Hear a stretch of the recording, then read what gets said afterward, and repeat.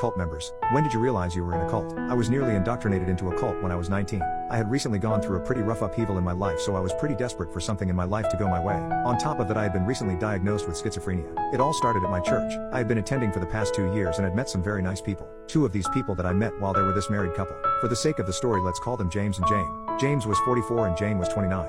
James and Jane were sweet and very welcoming, so I found their presence to be exactly what I needed at the time. For about 4 months I had been going over to their place to just hang out or have dinner. Their place was covered wall to wall in crosses, fish, and other holy symbols. Over time though, they began to get a bit more intense than they had been in the past. As I got to know them, I would eventually come to tell them about my diagnosis. They were always extremely interested in hearing all about my hallucinations. At first I had only thought they were curious. A couple weeks later, James and Jane invited me over for dinner. I had assumed it would be just like any other time I had gone to visit. When I got there, however, I quickly realized that I was not the only person they invited. 3 other people were there, 2 women and a man. James and Jane told me that they were family from out of town and asked if it was alright for them to join for dinner. I didn't want to be rude, so I hesitantly said yes.